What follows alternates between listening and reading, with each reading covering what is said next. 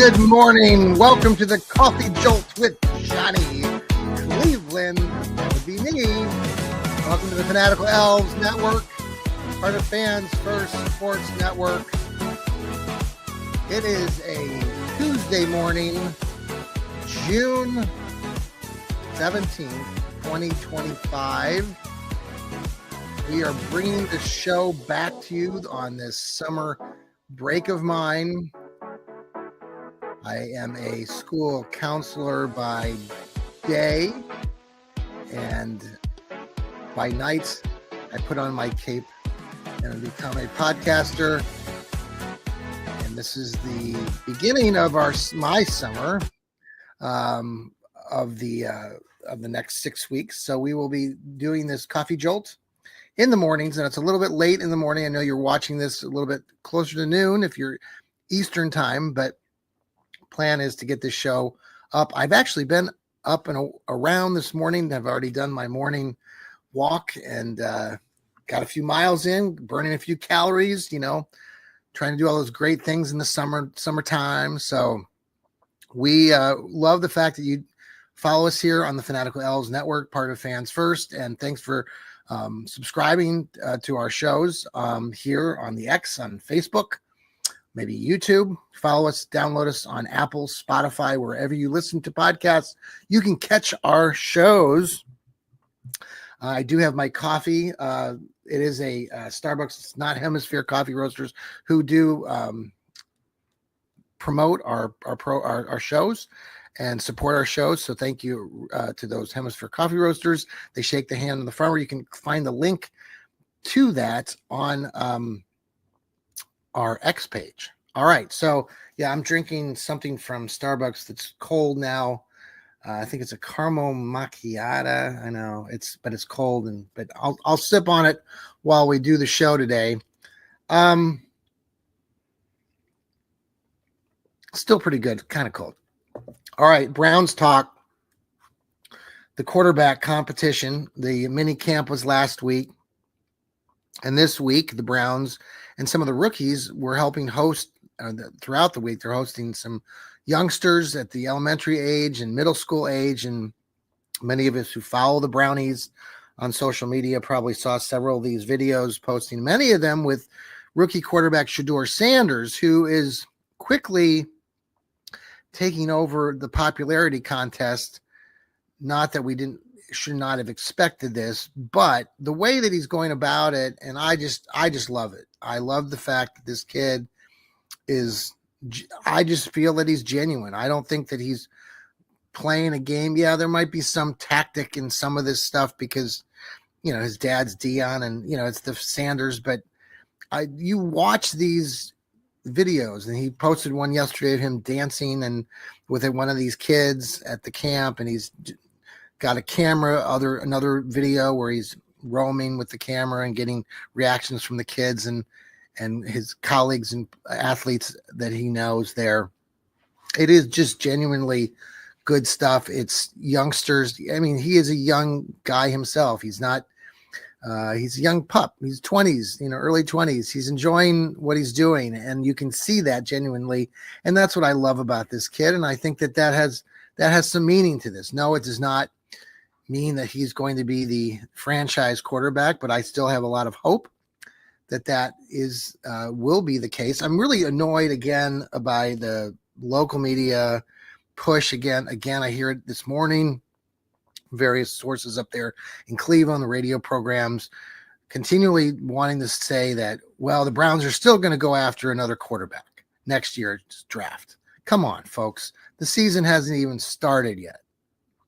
We're talking about June right now of the 2025 upcoming season. And you folks out there just can't let it die. You have to continually want to say, well, these guys aren't going to work out. We're going to go after another one. And if Stefanski and Barry get canned, of course they're going to go after another quarterback. Just stop all the silly chatter. My God, it's just annoying as hell. You've got two guys and you're not, you're ignoring everything that I just mentioned about what we're seeing as clear as day, that you have a kid in Shedeur Sanders who is gaining popularity by the seconds. The kids fans love to see this, and you can't continually downplay it. And there are so many analysts and anti-Browns who are negative about the Browns, who are always trying to find the worst in things, and you just got to stop. And it should be something that you should have fun with, enjoy it. We've had a lot of quarterbacks come through Cleveland, and not of all of them have the charisma, the genuineness as this kid. So appreciate it. And if Dylan Gabriel, who was drafted again in the third round, and people like to point out, well, he was drafted 50 draft picks ahead of Shedeur Sanders. Obviously, he's a better quarterback. I mean, for God's sakes, man, until the draft day, everybody thought that Shedeur Sanders was going to be drafted in the first round. And so the reasons for him falling to the fifth round of the Browns there are lots of conspiracies and lots of thoughts out there. The fact is he dropped to the fifth round. Do I think that he's a fifth round draft pick? Absolutely, totally not. His talent level is more of a first, second rounder, no less than a third rounder. I completely believe that he's a better quarterback in the end than Dylan Gabriel. Yes, Dylan Gabriel might be able to throw a harder, faster fastball, but Shedeur Sanders has a lot of other things that he can do, and he's pinpoint accurate. Some people will bash this kid because I heard Tony Grossi on 850 yesterday morning, again, bashing Shedeur Sanders and saying, well, let's wait till they get pads on and put their helmets on and let him see how he takes a pass rush. He has its tendency to run into sacks. So we'll see what happens when the real stuff happens. Can we just, those of you who are so damn negative about this guy, it's mind blowing. So I got to ignore it. I hope you're ignoring it and can watch and see some of these things on social media that are positive. Anybody that takes anything away from what you saw yesterday with Shedeur Sanders dancing and enjoying that moment with that kid and all those kids there at that camp, you are just negative Nelly, and just get out. Just stop following the Browns. You really aren't a Browns fan. So just go somewhere else. Go root for the Squealers. Go root for the Bungles. We don't want you to be a Browns fan if you can't appreciate what you see in front of you. That is positive. All right. Let's pause here for a quick commercial break. This is Coffee Jolt. We'll be right back. And we are back here on Coffee Jolt. I want to give a shout out to all of our colleagues here on the Fanatical Elves Network. I usually do that every week with our shows. Our colleague Rod Bloom has his 300th show of the Browns Blitz coming up tomorrow, Wednesday night. I think it's 8:30 is when he's recording that. He's got a few guests coming on for the 300th show. I happen to be part of his 200th show not too long ago when we started this programming here on the Fanatical Elves Network, and we're so happy that Rod Bloom is part of our Fanatical Elves Network. We really appreciate that, along with all of our other guys, from Ethan Greenberg to Steve Gill, Heather and Sherry and Lou Marconi. We really appreciate all of you stepping up, and Sam the man down there in Dallas, Jarrell Flint with his dog food radio programming. So we really appreciate everybody. So check out Rod Bloom's 300th episode coming up Wednesday night. We also have the best damn oh gosh darn it, Ethan, what is that name of your wonderful show, the best doggone podcast in the land? That show is coming up. They've got a special guest tomorrow night. I believe it's 7:30. So check them out here on the Fanatical Elves Network, part of Fans First. All right, the Indians, or the Guardians, are struggling. They are 500. Looked at the record this morning again. They've been floundering. They've lost 4 series in a row, not winning many games at all. They're now going out to play San Francisco, who made a big trade to get one of the big league sluggers from the Boston Red Sox. I don't even pay attention to baseball nearly as much as I used to, but basically, following the Guardians, I got to go up to a game the other day, and that was a lot of fun. Enjoyed that with my family, and but the Indians, they're struggling. Jose Ramirez, there's conversation out there about, well, we might as well just trade Jose Ramirez. This is a long season. It's June. Baseball season doesn't get over until the end of September. We're game 70. There's still 90 some games left to be played. They're 9 games back. They're not out of it.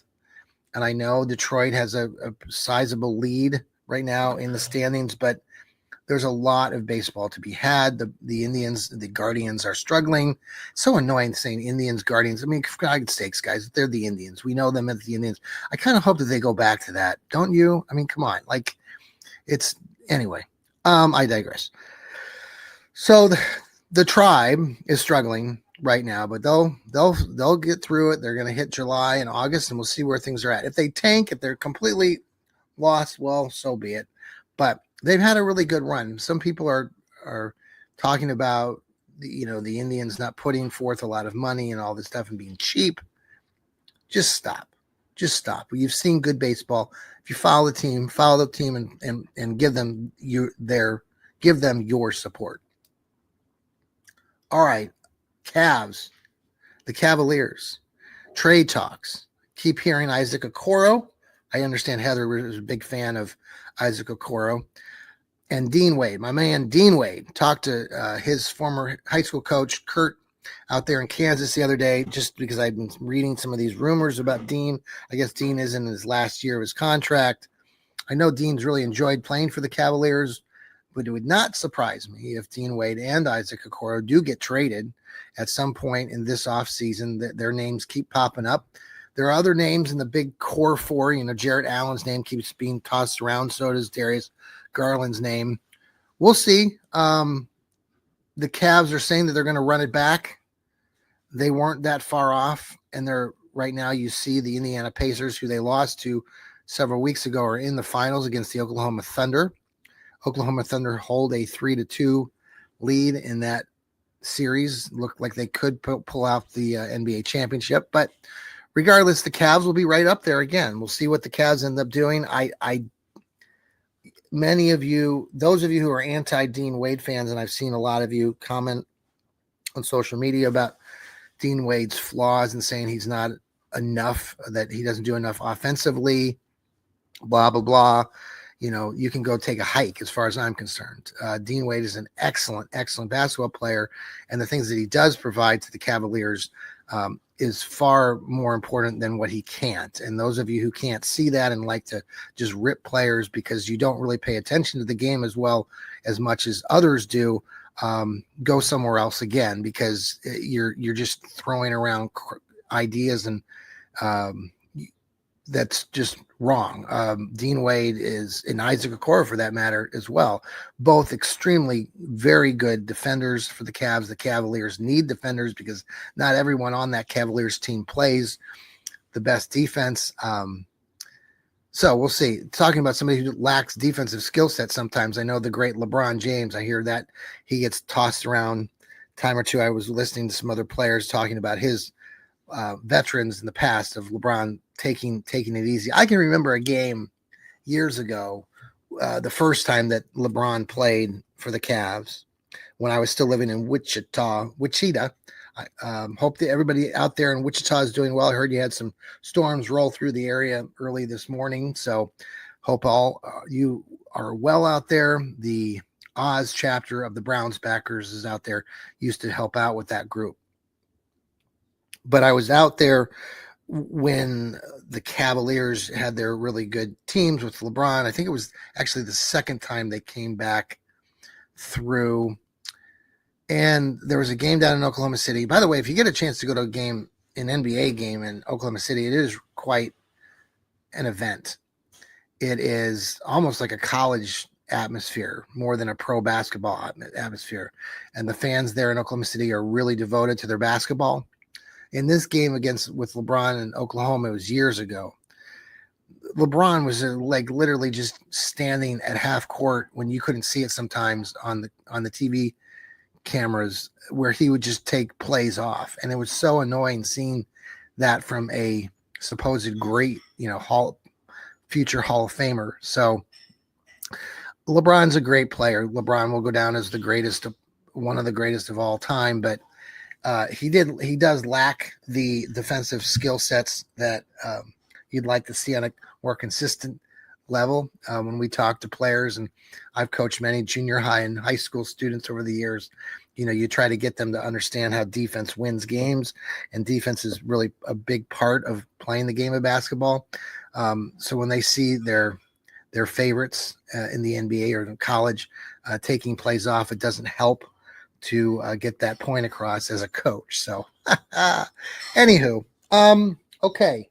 Well, let's see. I think we've got pretty much everything. Well, the only thing I was going to touch on, a couple things before I leave you this morning, the odds makers in going back to the Brownies. I mentioned this in my article. I have an article up for Fans First and Northeast Ohio Sports Insiders as well. My first and goal report. One of the things I talked about was the odds makers, looking at the Browns season coming right now, are coming up, and most are predicting them only to win 5 or 6 games. If you were to go on like Draft, Sports King, or FanDuel, or whatever they call that, their projections of the Browns winning more than 6 games this season was a plus 180. So if you bet any kind of money on the Browns winning 7 games next season, and you put any type of money, you could be a winner, a big winner. So find that interesting. Where the Browns are coming off of a 3-win season. We talk about this.